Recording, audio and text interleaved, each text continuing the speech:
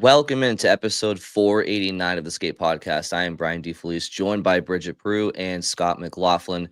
It's been a tale of 2 weeks for the Bruins so far to start their season. Bridget and Scott, a 3-0 start to begin their season, followed by a 4-game regulation losing streak, which included 0 points on their West trip to Vegas, Colorado, and Utah. Let's break it all down.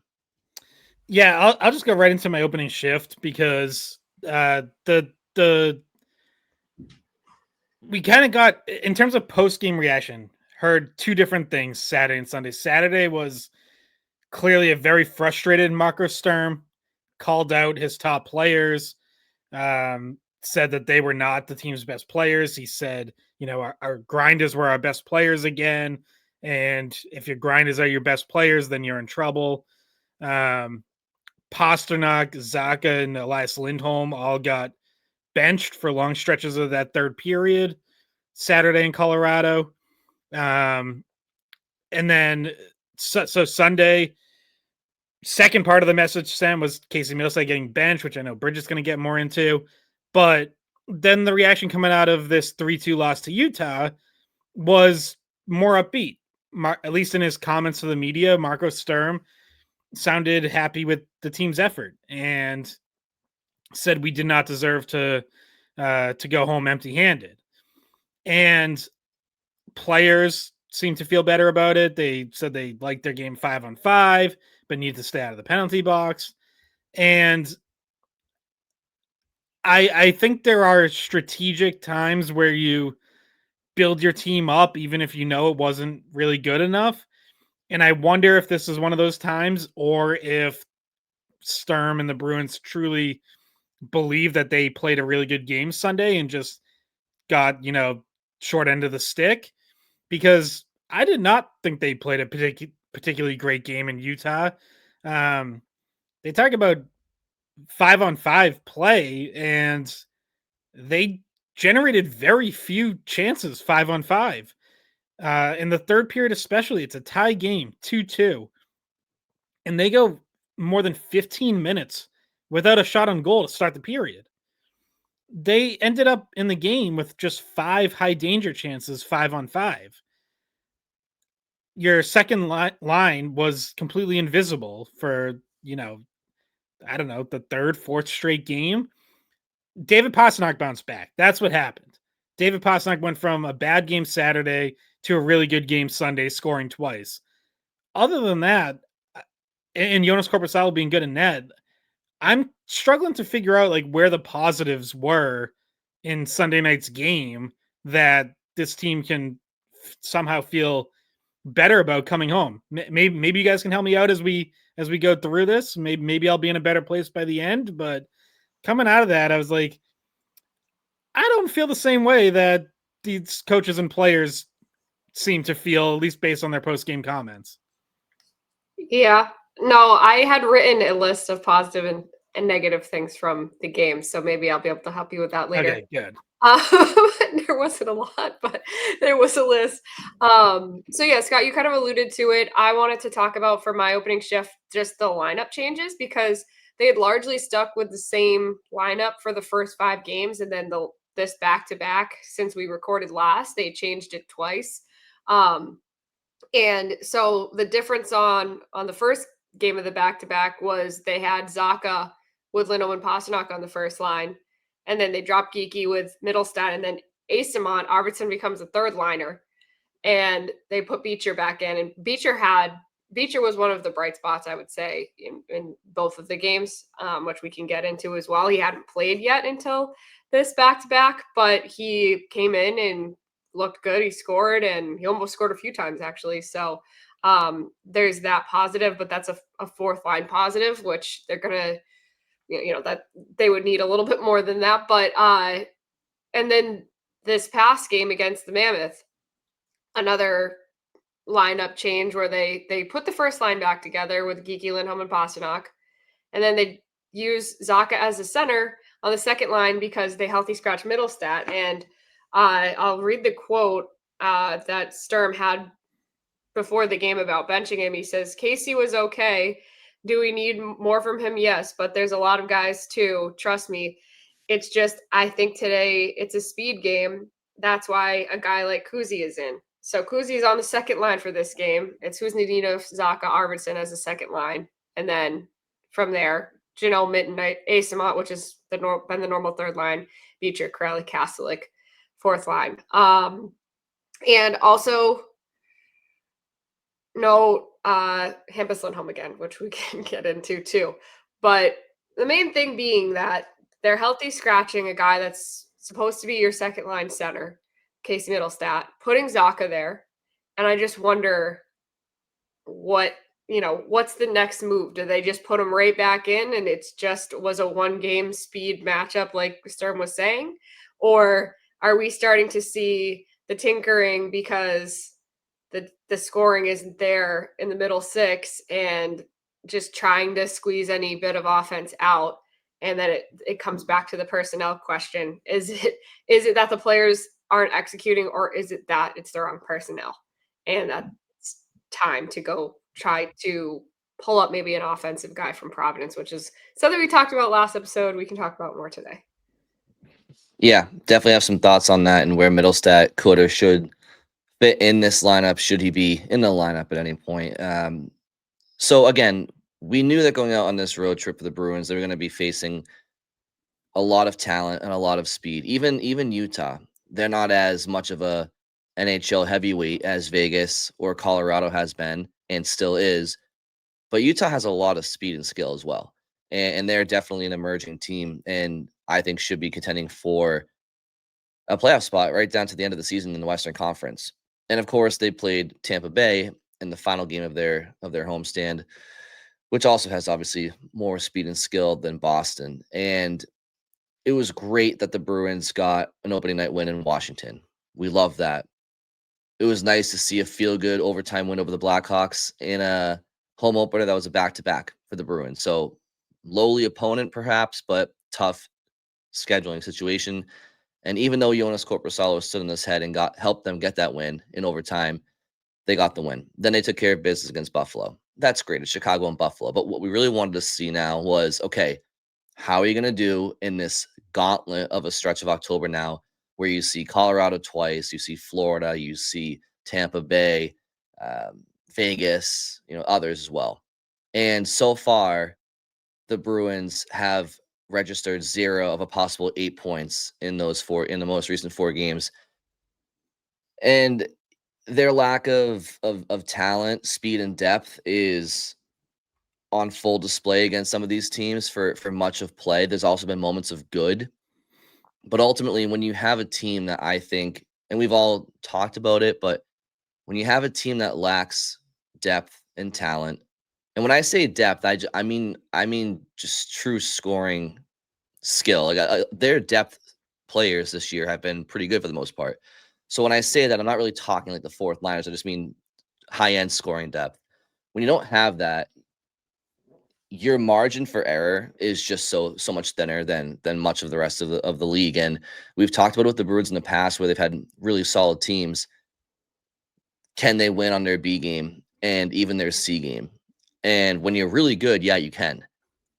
When you're the Bruins right now, you need to play your A game pretty much if you want to win a game, because you can play well for a period or 2 or 2.5. But with a team like the Bruins, it only takes a couple of blunders here or there, and you're in the losing column. And I think that's what we've seen over the last 4 games. Each game has been a different story, and each game there's been different ailments that have allowed the Bruins to end up losing.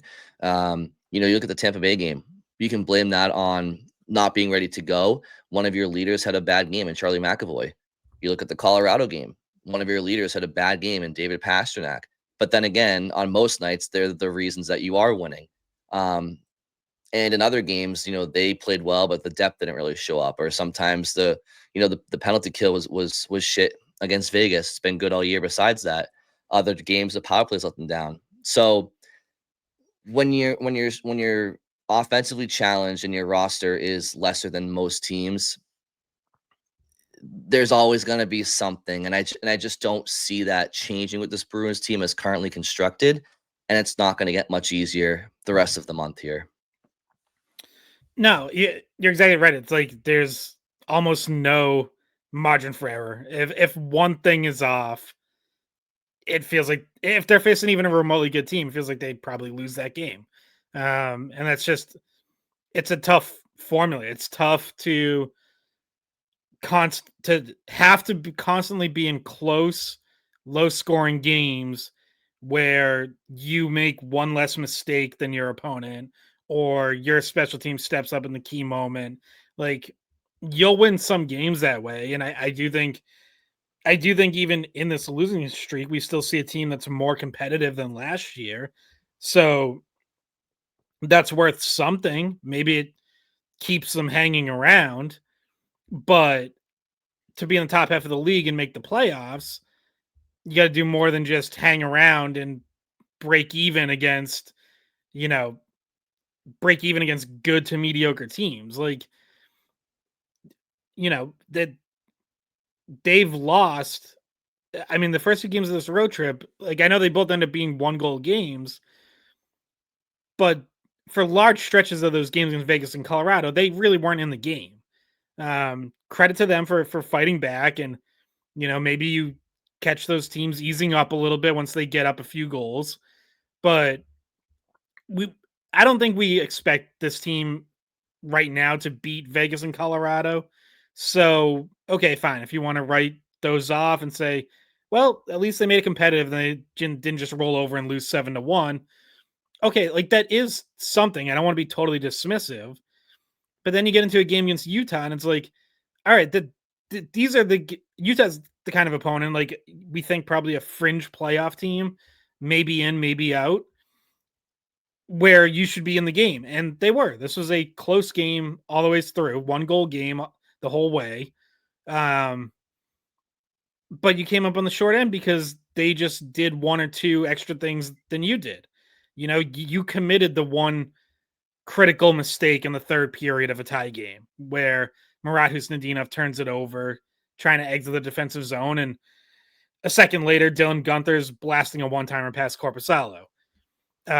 You got a power play chance shortly after that, chance to tie the game, and didn't come through. By the way, third time in the last 4 games that the Bruins have had a power play in the third period with a chance to tie the game and not converted. In Colorado, they also had a power play in the third period in a 3-1 game with a chance to make it a 1-goal game and didn't convert. So that's got to change. If we're going to talk about the top players, like you're going to need them to step up in those crucial moments. And so far on these third period power plays, they haven't been able to. Yeah. No, and this can lead into the positives and negatives list, I guess. I had written down positives for the road trip, I should say. This is for the road trip, not for just yesterday. Put Beecher, Lindholm played 1 game, and goaltending. Those were my positives from the road trip. I don't know if you guys agree. I mean, Lindholm did get in 1 game, which is positive for his health. Didn't play last game though. Yeah, and Sturm said that there wasn't. He said there wasn't any kind of setback. He said he felt okay. It sounded like this was kind of pre-planned, but not like officially pre-planned. And I'd even mentioned it on our last episode that I would have been surprised if he played both games of the back-to-back.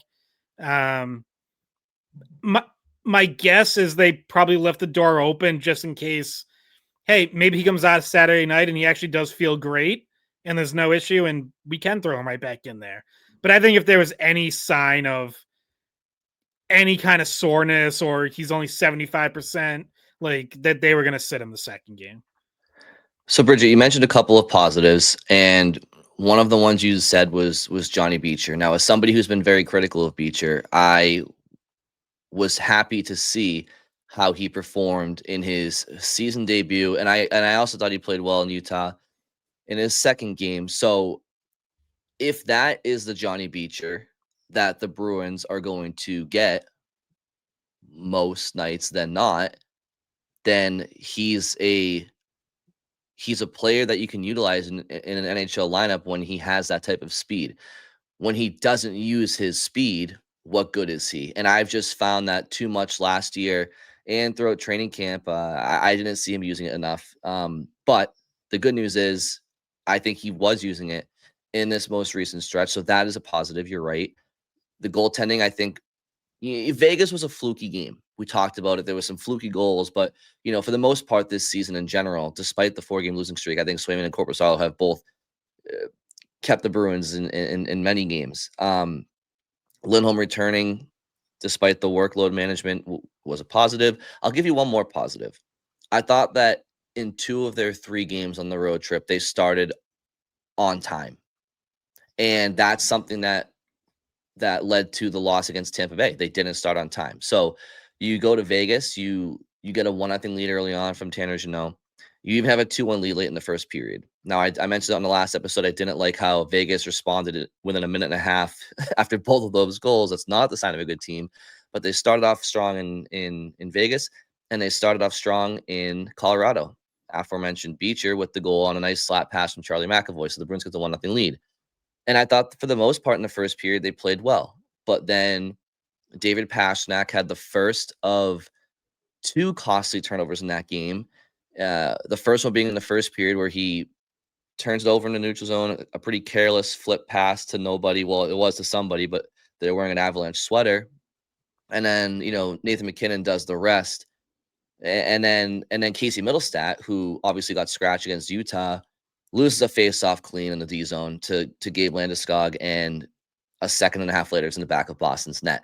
I thought Colorado seized momentum for the most part in that game after that goal, but both games in Colorado and Vegas, they started off strong, which to me was a positive. But I just think that when you lack speed and skill, what ends up happening is the game happens too quick, and you're not stringing together consecutive passes.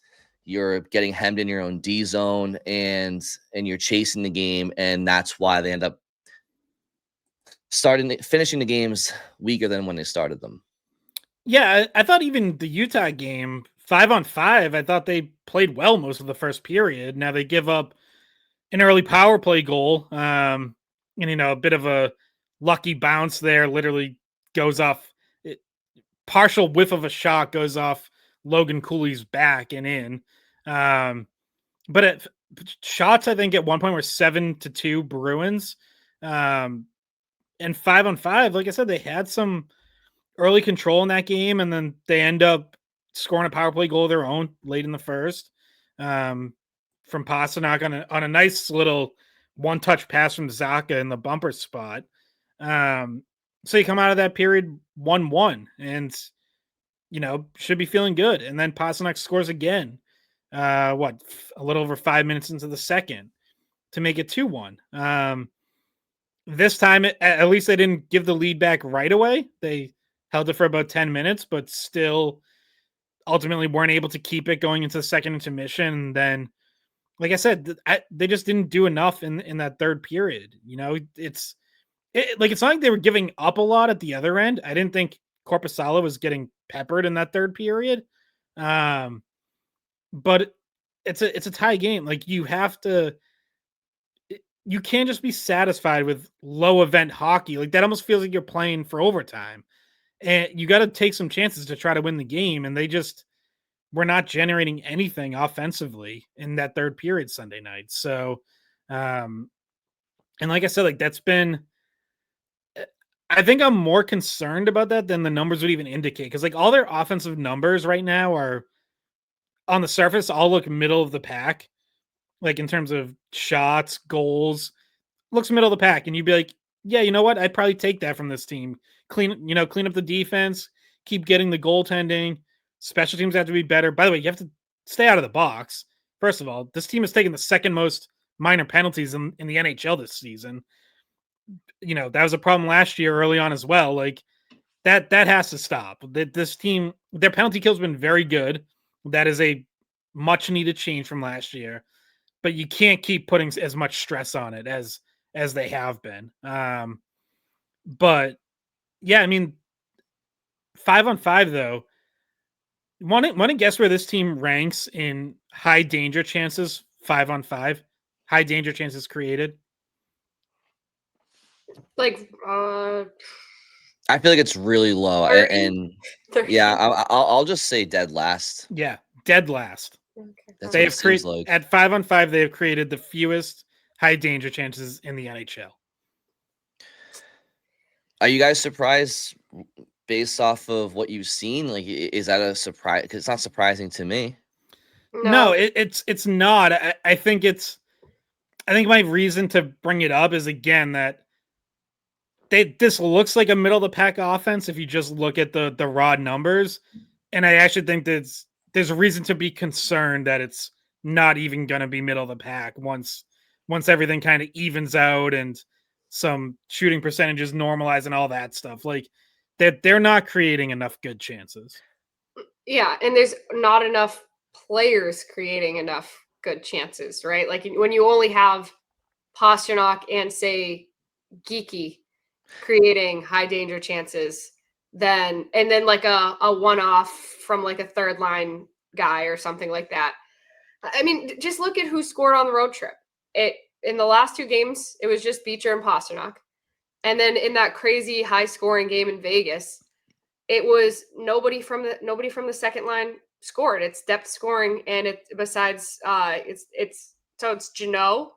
Zadorov got credit for that the goal that looked like it was VL's, but and then Pasternak has the one, and then it's just all depth scoring. Asimont, Kastelik, like the second line is not there, and It's not existent. Like you don't have a second line.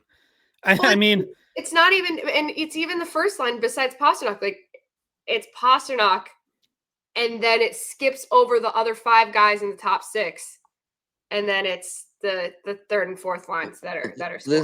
This is kind of what I was saying last episode when I was talking about the second line. I just don't see it with them. I don't see it with Mittelstadt, Zacha, and Arvidsson. But Zacha by himself he's been fine. I mean, like I think, he's second on the team in scoring. I think 6 points in 7 games, points, and I want to say 5 of the 7. So he's at least, while as a line, the second line hasn't been very, very strong. At least he's found other ways to contribute. Whereas Mittelstadt and Arvidsson, again, I think they have a combined 3 points, and I just, it makes me wonder about why they went away at the, it's like they pick if training camp was a baseball diamond, right? It was an inside the park home run, like all the way until they were halfway home. They had like Zacha and Mittelstadt separated, both playing the middle of the ice. Zacha on the second line, Mittelstadt in the third line. And right as they're about to slide into home plate to start the season, Sturm just put them together on the second line, which is like something that we speculated on much of the summer. But as training camp got underway, it was like, oh, maybe they're trying to go for depth here. And honestly, I don't see Mittelstadt's two-way play being a second line center. I don't even see his offensive generation there that much. He's not creating much 5-on-5. So, I mean, when he comes back into the lineup, like, I know Minton has played fine, but like I don't think Corrali's been anything special. Like maybe you can find, I don't know, maybe you move Mittelstadt down to 3C and you take it with the, I don't really know, but I can tell you that Zacha, Arvidsson, Mittelstadt has not been a line that I've liked from the get-go. Yeah, I mean, Mittelstadt's playing under 14 minutes a game when he's been in. Same with Arvidsson. Like those just aren't second line minutes. That tells you what Marco Sturm thinks of them. Benching Casey Mittelstadt in game number 7 tells you what Marco Sturm thinks of him. And I will say, like, early season benching doesn't mean the season is lost, right? Like, it depends on how the player responds. Again, this is where I would point out Morgan Geekie was a healthy scratch 5 times in the first month and a half last year. Mm-hmm. Like, it is possible to get off to a bad start, have the coach have to try to wake you up, and eventually you get going. And unfortunately for the Bruins, like, there's just not enough else here to be like, oh, well, maybe Mittelstadt will get going by the end of November. Like, no, like you need him now. You need someone to step up now. It can't just be Pasternak and the occasional goal from your fourth line. Like that's not going to be a winning formula. This team needs a second line that, at least with some regularity, can contribute offensively, and they haven't had it. I mean, Casey Mittelstadt has 3 shots on goal at 5-on-5 this season. The only Bruins forward with fewer is Jeffrey VL, who played, what, 1 game? 2 games? I mean, Arvidsson and Mittelstadt each have 1 high danger chance at 5-on-5 this season, tied for the fewest among Bruins forwards. Like, that's not anywhere close to good enough. And, you know, this was just about everyone's concern, which was like, what are you going to get from these guys? And right now, they are not playing like top 6 forwards. Generously, this team has 4 top 6 forwards, and then you're just trying to fill it in on with whoever on any given night. Like Saturday, you have Mikey Asimon in the top 6. Appreciate the guy's effort, but he's 29 years old and his career high in points is 25 points. You know, Sunday you're trying Murat Husnudinov on the second line. You know, we're all Kuzi gang here, but like he probably shouldn't be on your second line. So No. Yeah. What I would say about Kuznetsov, which by the way, guys, I'm still bitter that I text Kuzi gang in the chat last night. I would just text hashtag Kuzi gang and got no response. When he assisted on one of Pasta's goals, and I was like, Bridget, the first rule of Kuzi Gang is you don't talk about Kuzi Gang. Okay. Well, guess what? I'm still mad about it. So anyway, we've talked about his skill set is a middle 6 skill set, rather than a 4th line skill set. He's got a great shot. He can stick handle really well. He's fast. But we saw with the higher sample size, the more time that he got, he had a mixed bag. He set up a goal and looked good playing with some of the higher skilled guys like himself. But then he also was out there for a few turnovers that were, mistakes, and one of them ends up being pretty costly with it leading to a goal. So not that he shouldn't be getting middle 6 time, but like there's certain parts of his game that aren't polished and aren't like complete. So there's a risk in doing that because he's still developing in certain ways. Yeah, but that risk you talk about, it's you watched last night, and it's what's more frustrating, seeing somebody help create a goal and then also be the reason why one goes in the other way, or somebody who's just out there and nothing's happening and they're just, you know what I mean? And the thing with Husnudinov is that all of his positive traits you mentioned, Bridget, at a certain point in the NHL, sometimes lack of size can be something that a hurdle that's too tall to jump over sometimes. Like the game happens quick because his pun intended. Pun intended. Okay, look at the goal last night, the third goal for Utah, the Gunther goal, right? Husnudinov gets his pocket picked. JJ Peterka. You see on that reverse angle on that replay just how powerful Peterka's strides were in hunting down Husnudinov, lifting his stick and firing it over to Gunther. Like that. Those are the type of skaters at the highest level in top 6s that you have to compete with. And Husnudinov, because he's on the smaller side, his strides are they're just shorter, and sometimes it's just physics. You can't do anything about it, right? But yeah, I just think that this is the situation that they're in, where if you look at their forward group, man, you got 14 rostered forwards, and I would say I think it's very fair to argue that 8 of your rostered forwards on a deeper NHL lineup, if not 9, like could be on a team's 4th line, depending. Like, or I'll put it this way: are a 4th line talent / production level at this stage in their career, right? I mean, Victor Arvidsson, I think his production level is more like a 3rd liner in recent years, but aside from him, Minton, Husnudinov, they're too young, they're too unproven, right? They could be something more, but at this point, you know what I'm saying? And then you have, Corrali and Esimont and Kastelic and Jeannot and VL and Beecher and Corrali, if I didn't already say him. it's just too many guys that have historically scored at a fourth line production rate, or just don't have the sample size in the NHL to have anything to speak of, right? So it's you're asking too many guys to be something that they either aren't, haven't been consistently enough, or haven't proven themselves yet to be. And that last part's fine, right? You want to give guys opportunity. That part's fine, but that's their reality right now. Yeah, I'm really fascinated to see how Mittelstadt responds, and I know clearly like there's a lot of Bruins fans, and there's probably people listening right now who I think have completely written off Mittelstadt, think he's, he stinks and he's not going to do anything, and he's just wasting a roster spot in cap space, and maybe that ends up being correct. I'm just like so fascinated by what's happened these last couple of years with him, because we've talked about like this, and I know Buffalo's rebuilding, and maybe they allowed too much leash defense, like weren't demanding him to play defense and whatever. But like he had 59 and 57 points there. Colorado saw a player that I think we all think the Colorado Avalanche, pretty smart organization, right? Generally makes pretty good moves.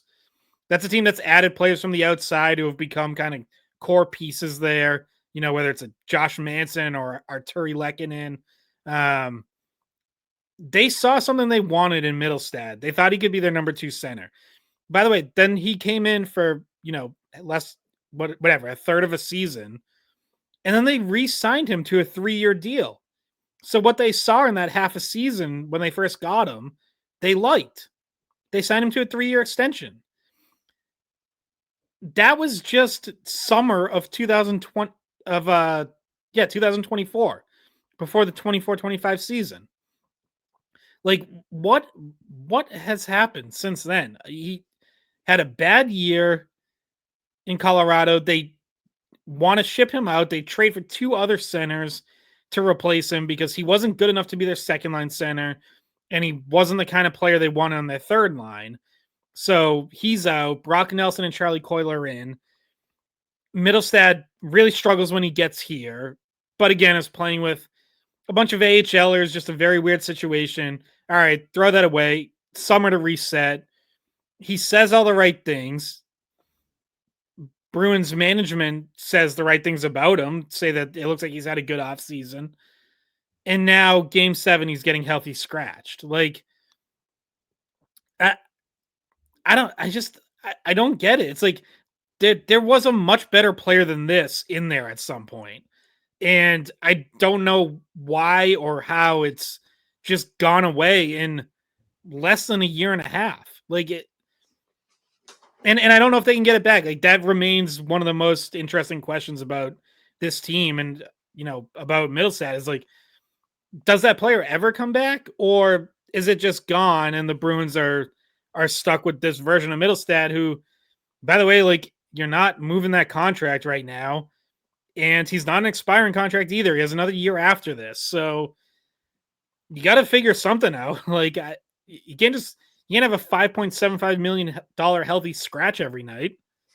And part of the problem is too that I feel like at this point there still hasn't really been a natural fit for him anywhere, because if you think about him playing second line center and some of the comments that Sturm made about maybe wanting Zacha to be a center, like Mittelstadt, you're forcing into that role. It feels like when maybe they wanted. Well, but that should be as natural a spot for him as anything. I know, but like what's more natural than second line center for him? But what I'm saying is, in this lineup, if you want Zacha to be a center, and you want Minton to be in your lineup, and you think he's working well with Jeannot and Eyssimont, like there's nowhere else to move Mittelstadt besides that second line center role, even if he's not producing like a second line center. So like, because he's not, they haven't wanted to move him to wing, and they haven't wanted to mess with Minton's line. What other choice do they have besides play him in that second line center role or scratch him? There's not like they could drop him into 3C, but then that messes with Minton, who they really like so far. And I don't know how much they want to mess with that. Obviously, that's something they need to consider. if they want to go the 4 centers like we talked about in training camp as Elias Lindholm, Pavel Zacha, Casey Mittelstadt on the third line, and then maybe Mitten or Corrali, or, choose who you want on as your fourth line center. But the ripple effect for him not producing and not playing like a second line guy is not ideal. No, but and here's kind of what I'm gonna again bring up their off season. Fraser Minton in a third line center role, if that's what his designation is right now, you have to produce as such, right? And this is not me coming at Fraser Minton at all, but watching him acclimate to the NHL level well defensively is awesome. But if you're going to be a third line center, he's going to have to produce this year. So if that's not a realistic expectation for him this year, then what's wrong with him being your fourth line center? Oh, well, that's right, because they have Sean Corrali, and they have like they had to bring in Sean Corrali. Like that could they knew they had Fraser Minton in the system before they went out and signed Sean Corrali back in July. You could have at least designated Minton to be a fourth line center if you wanted him to be, and allowed yourself wiggle room if Mittelstadt or Zacha, whomever you wanted to have on a third line center role. But when it comes to Mittelstadt, oh, by the way, don't forget, you have Matt Potter, who can play center, who's down in Providence, and a couple of other candidates too. Hell, even Morgan Geekie in the Bruins playoff series against Florida a couple years ago, he was centering Pastrnak and Zacha. So Geekie has played center, Zacha's played center, Lindholm plays center, Potter, they all play center. Even Henry Jokiharju is going to be playing center next week. But when it comes to Mittelstadt, Scott, you asked the question, what's happened to him? And, the one word that comes to mind to me is confidence. And I think that he's lacking that. I think confidence is something that it's one of the most important attributes and traits for anybody to have, any sport, any profession. If you have confidence, then good things follow it. Obviously, sometimes confidence can either be manufactured from within, or it most of the time comes from past recent performances. But when you're playing with confidence, I think you're playing a lot more free, a lot more loose, and just decisive and whatnot. And he's not playing with any confidence. I feel he looks like he's afraid of his own shadow out there. He's looking like a player who's very self-aware of the fact he's been traded now 3 times and kind of seems to be a misfit everywhere he goes. And Boston's not the easiest market to play in. I'm not putting us in the fans or the market, but it's just the reality. Like, you have to perform in Boston, and that's the way it should be. He, to me, is looking like a player who's just, afraid to, be himself or be what got him to this level. Yeah, I think that could definitely be part of it. And like you said, if you've lost confidence, like how do you get it back? Sometimes like you just gotta see some pucks go in, whether it's off your stick or setting up a line mate. But yeah, you're right. Like it's hard to just manufacture that if it's not there. And Bridget, like also a good point about the lineup issues, because you're right. Like this team, in theory, just because where they are and we don't expect them to be competing for a Stanley Cup, like you could run out Mittelstadt as a third line center. Colorado wasn't willing to do that because they're trying to win a Stanley Cup and they have a certain identity in mind of what their third line needs to be. And I know the Bruins obviously want to have an identity in their bottom 6 too, but you can also maybe you can try some different things that if you were truly contending for a cup, you might not. And maybe Mittelstadt as 3C is one of those. And I still like the idea of Minton as fourth line center. Like, can Sean Corrali play the wing? I think he's done it a little bit in the past. I know he's a center by nature, but you've been rotating through fourth line left wings anyways. If you really want to keep Corrali in the lineup, can he just be fourth line left wing? Like, I think you could do that. So maybe that's an option at some point. You're right. Like there is just a log jam that makes it, it makes it tough to move Mittelstadt around. But again, like you're not, if anything, you're just moving him down a line anyways. You're not moving him around that much. Like he's a center who, if he plays up to his capabilities, should be on your second line. Like that should be where he is on a decent team. And you gave him that chance. He's been there and he just isn't making the most of it. So yeah, and look, maybe he'd be better if you had, two bona fide wings next to him. One other problem is you've had Victor Arvidsson next to him, who does not look capable of being a top six forward at this stage of his career. We were talking a little bit off air before, but like, I think I was more accepting of that trade than some others, just because I liked the way he played in Nashville, and I know that's many years ago at this point. But I always liked him as a player. He, as Marco Sturm said about him a couple weeks ago, like he's a bit of a weasel. I always liked his effort. He will shoot from anywhere, which can be both a blessing and a curse. I do think it's something this team needed more of. Like they needed more guys who are just willing to shoot the puck and not hold on to it and always try to look for the perfect play. But the flip side of that is I think Arvidsson also settles for a lot of low danger shots. I mentioned he only has, at 5-on-5, he only has one high danger chance so far. And it's like, yeah, this guy's been through a lot since the last time he was a 30 goal scorer. He tore his ACL. He had a fairly significant back injury, missed a lot of time, goes to Edmonton last year, never really fits in. He got some time playing next to Draisaitl, wasn't a fit there. They tried him on the fourth line. That's clearly not a natural fit for his skill set. I didn't mind taking the chance on him. It's an expiring contract. It's not going to hinder you for the future beyond this year. But again, early days, but it's not paying off at all so far. And another part of the ripple effect, like I was saying, for moving Mittelstadt to 3C is that you now have to fill a second line role with someone. You have to then, who's the third guy on that line? Because if Zacha moves over and you keep Arvidsson there, then who plays next to those two guys? And that's, you have some guys scoring in Providence. yeah. And it's like that's the part that's going to be frustrating is if the Victor Arvidssons of this lineup continue to be offensively anemic, and you have guys in Providence that are there more than one Victor Arvidsson in the lineup? Yeah, I mean, how many guys are really lighting the world on fire offensively? You know what I mean? Like, I'm just like Casey Mittelstadt's another example, right? Like you bring in these two guys that have pretty relatively moderate cap hits. If they aren't producing, are you just gonna curtsy to them all year?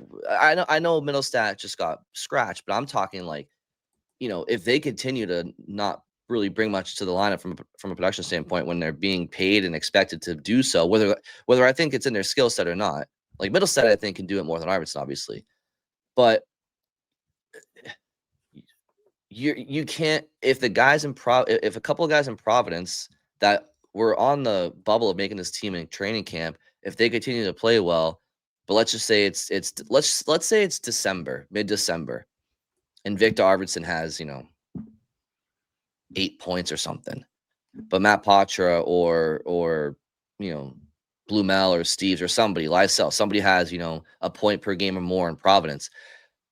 Are you going to make the tough decision and potentially waive, or buy? I don't know. Like, but you got to find roster space for these guys if they earn spots down in Providence. I just don't want the Bruins to be in a situation where they're stuck, for lack of a better word, with what they have because of, you know what I mean? I want guys to get opportunities, because that's what this year should be. You shouldn't just be losing all these games with NHL veterans if you're gonna suck, which I'm not saying that they're going to necessarily yet, right?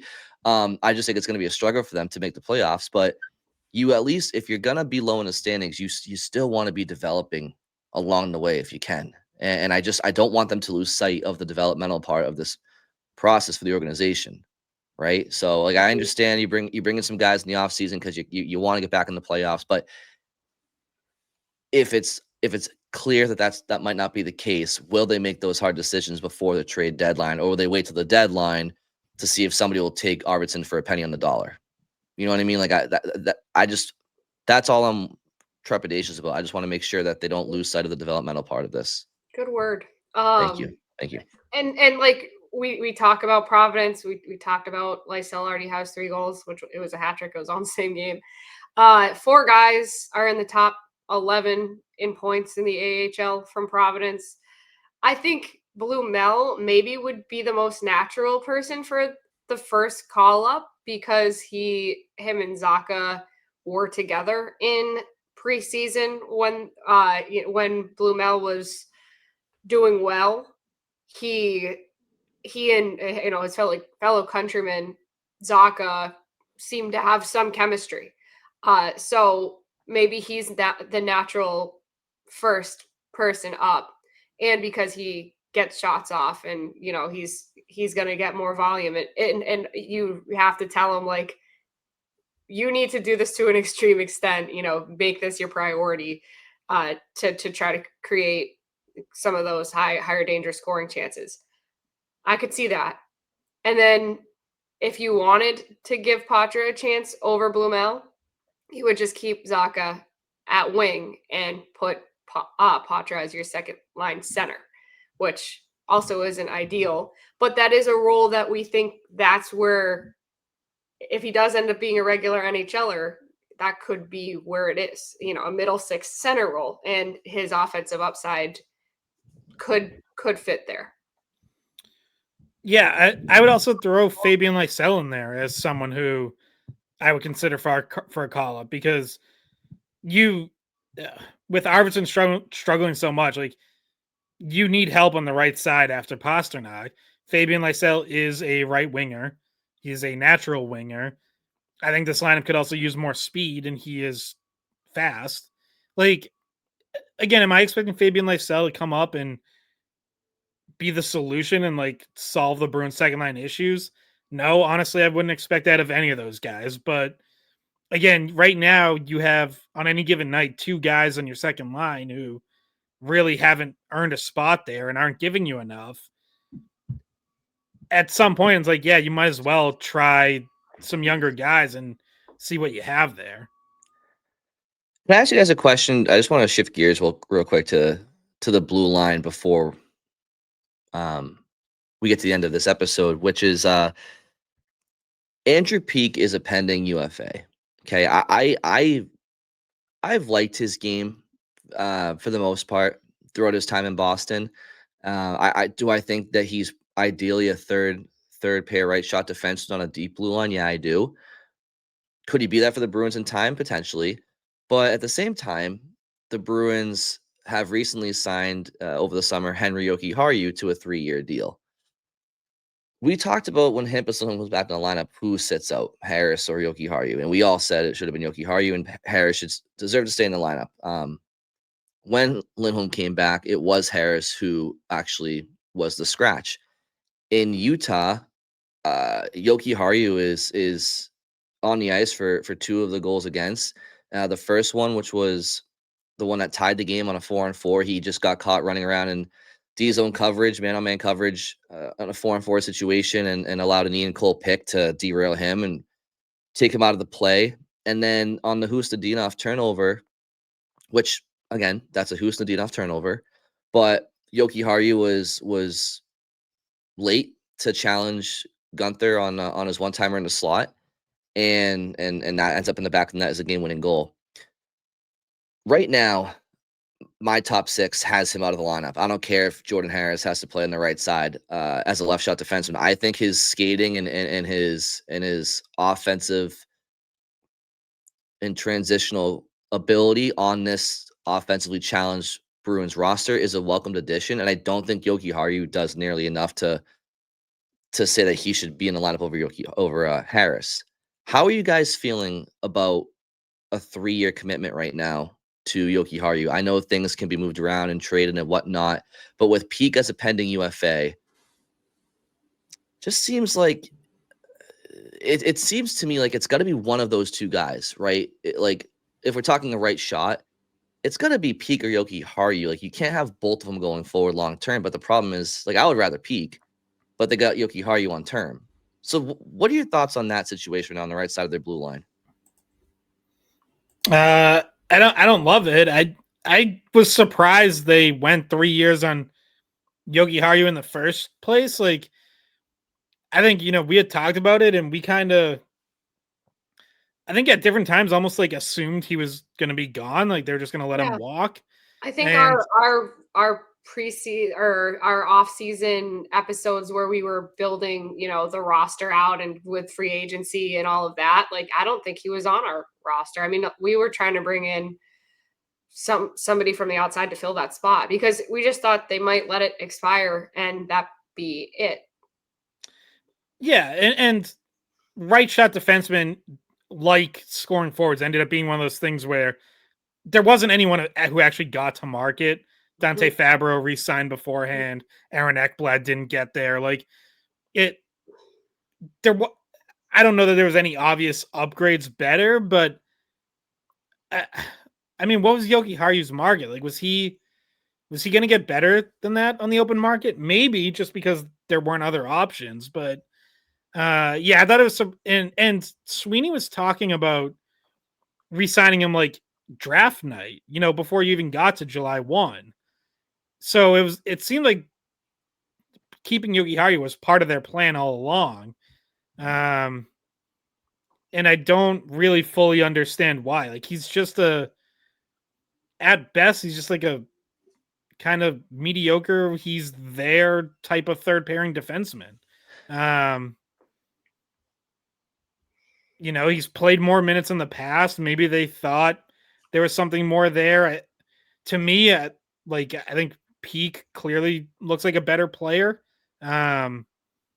which I wasn't so sure of going into this year because I thought that they both kind of had similar careers where like they came up as, with some expectations early in their careers. They played 20 plus minutes next to some good defensemen. Peak was playing with Werenski in Columbus. Jokiharju was playing with Owen Power in Buffalo, and then kind of fell out of favor. And the Bruins kind of just bring them in to take a chance on them. But Peak's been here longer, obviously, so maybe he's just more established, more comfortable here. But you at least see like pretty stout defense from Peak, and you just don't really see much from Jokiharju.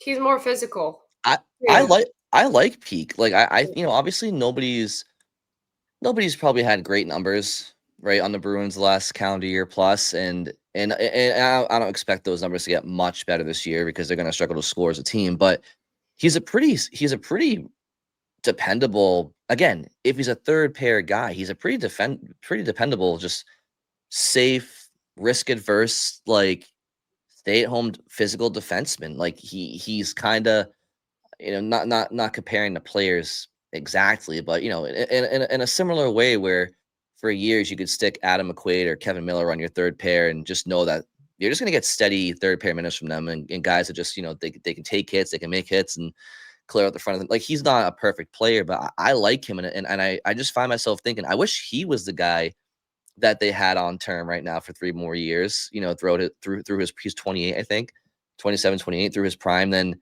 Jokiharju, but he's the one, but Peak's the one who's the pending UFA and Jokiharju's under term. So, and then, you ask yourselves, okay, well, why did they sign Jokiharju?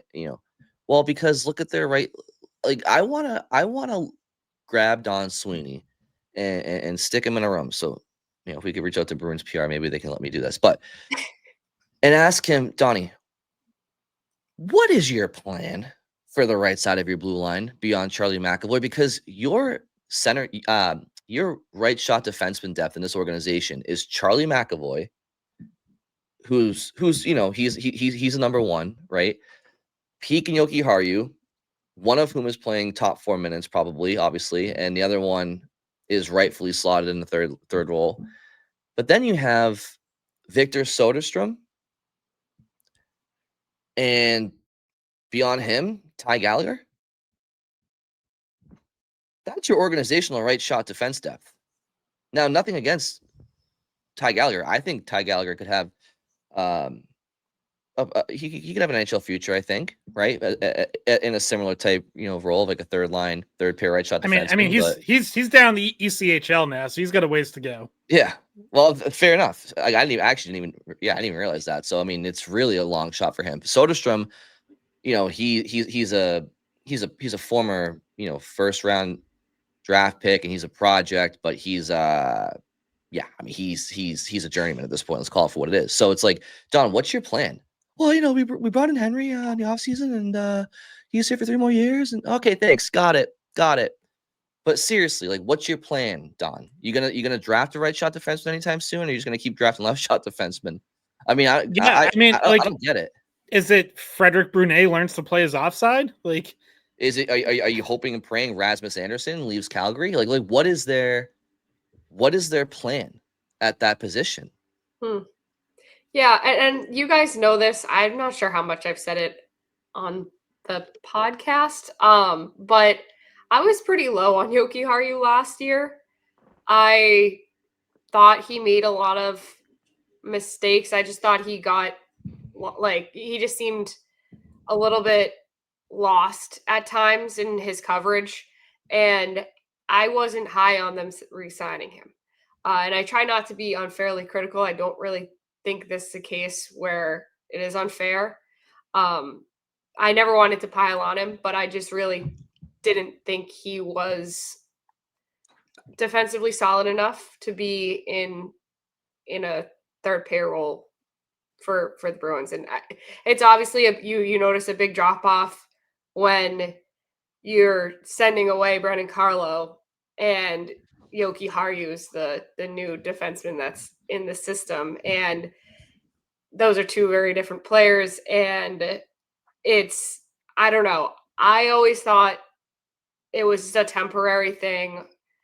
Obviously, he came in as part of a trade, but I thought it was going to be a temporary finish out the rest of the season, knowing his contract's going to expire, whatever, and move on. But that's obviously not what happened. And situationally, like Scott mentioned, like, because they didn't, and like you mentioned too, Brian, like, because they didn't really have an internal option, they went there. But I don't know. I'm not high on the player. I think that's probably the one player on this roster that I'm probably the least high on. To be completely honest, I just don't really share that normally publicly. Well, Bridget, it's perfectly a-okay for if someone's play is not warranted. It's an open field day. If his play hasn't been great, right? So now last year, I honestly thought he was okay last year. Like, I think, but I remember I disagreed with you about that. No, I mean, I don't think he was particularly good, but I mean, it was a time in the season where you were down McAvoy, you were down Lindholm. You mentioned Carlo was traded away, so there was just so much bad. He just kind of flew under the radar for me. But heading into this year with a fresh slate and expectations to start the year and kind of analyzing everybody, I mean, it's just and again, if Jordan Harris wasn't, in my opinion, deserving to be in the lineup more over Jokiharju, then I wouldn't really be talking about it because like we talked about it, they don't have any right side depth. But when I see somebody out playing them, I'd rather that guy play over him, and then it just gets me to thinking about like their right side is just insanely thin organizationally. Like they have a bunch of left shot guys between Boston and Providence, but rarely any right shot guys. So I think I've told you guys before. I've said on here, like, I always like when a coach references a stat because then I can file it away as something that they pay attention to.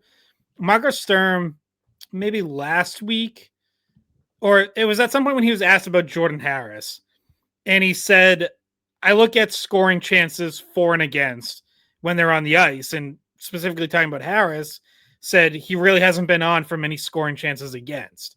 So I was like, all right, Marco Sturm looks at scoring chances for and against. And I'm sure what their internal tracking is different than what's publicly available. But just to share what's publicly available on Natural Stat Trick, Jordan Harris does indeed have the best scoring chance differential on this team at 5-on-5. Bruins have 57% of scoring chances when he's on the ice. The worst right now is technically Hampus Lindholm. You're talking about a very small sample there of 2 games and a couple shifts in a third. I don't think we would expect Hampus Lindholm to stick in that spot. Above Hampus Lindholm, next worst is Henry Jokiharju, who scoring chances are 36% for the Bruins when he's on the ice. He's been on for 33 scoring chances for, 58 against. Victor Arvidsson next worst right above him. So to me, like, that tells a story because A, it reflects what it feels like we're seeing. And B, Marco Sturm has told us he looks at these numbers. Yeah. And it's Jokiharju, just sticking with him, it's not surprising because he's not the biggest guy, right? I would actually say he's probably on a smaller side for NHL defenseman. And he plays a soft style of play. Like he's easy to play against. He's easy to gain inside ice against. He's easy to win battles against. I mean, he's not the worst defenseman I've ever seen. But like he's just, what are we doing with him? What are we doing here? Right? So I mean, if he's playing well, fine, stick him in the lineup. If he's not playing well, then take him out. And I just, Utah, he's an instrumental part in 2 goals against. So I just wanted to give the defense a little bit of time here as well. There's a lot more to get to, but we'll save some of our rhetoric for Wednesday. Obviously, there's a pretty important game we'll be talking about on Wednesday. If you guys have any thoughts on Boston versus Florida Tuesday night, I think somebody's coming back to the Garden for the first time on the ice as an opponent. Yeah, Brad Marchand's big return. The Panthers are practicing at the Garden on Monday. I'm actually heading there shortly after this recording. So we'll be talking to Brad Marchand. Yeah, I mean, look, the Florida Panthers having the exact same season that the Bruins are having so far. They won their first 3 and have lost 4 in a row since. So Marchand is their leading scorer. They have, but we know, they've got injuries to Barkov and Tkachuk, and they've got some guys off to slow starts. Sam Reinhart, slow start. Sam Bennett has 1 point in 7 games. So you're going to, not only are you facing an emotional Marchand coming back, but you're going to be facing a hungry Panthers team that, I think knows like they're going to be there all year. And so they're probably not panicking, but that's also a team that's going to, just from a pride perspective, not want to lose a 5th straight. Like I'm sure they're not too happy about where they are. You saw Marchand against Buffalo over the weekend. Florida gets shut out 3-0. Marchand loses his mind on Rasmus Dahlin. I was saying that it would have been very fitting and very funny if he had gotten himself suspended for a Tuesday, but instead he just got fined. Yeah, I wonder which Bruin he's going to destroy their equipment as he goes to the penalty box. That was an all-time, Marchand rat moment, I guess. Pulling off the straps and spiking the helmet back to the ice. It's amazing that, I guess the refs didn't see that. Like, that obviously should have been an extra 2 minutes for unsportsmanlike conduct. But speaking of refs, I have to get this off my chest before I forget. My biggest pet peeve in sports is when refs try to influence and dictate the game. Like, obviously, officials, when they make calls, you're going to impact the game, but that's part of the job. But when I see refs, like, for example, it's a 2-2 hockey game last night, Bruins versus the Mammoth, and there's like 9 minutes left in the game. And in between plays, Tanner Jeannot love taps William O'Brien. Yeah. Literally a little how you doing on the way back past him on the bench, and the refs call him for a slash. You mean to tell me that these 2 teams have duked it out for 50 minutes and it's a tie game, and you're about to let the game hang in the balance because one team's going to get a power play because of that? Strip him of his official duties. That's insane. Yeah, just like so soft. Like, was it foolish by Jeannot? Yeah, I guess. But like, It happens every it happens shift, all the game. time, especially guys like Jeannot and O'Brien. Like, Yeah, come on. insane. Yeah, yep, that was something. But anyway, that will do it for this episode. Thank you all very much for listening, and we'll talk to you on Wednesday. Hey guys, thanks for watching the Skate Podcast. If you want to see more of our videos, visit our playlist. Not in front of a screen. You can listen to us on Spotify, Apple Podcasts, or wherever you get your podcasts. Don't forget to follow us on social media. And if you enjoyed this video, please don't forget to give us a thumbs up, subscribe to our channel, and leave a comment.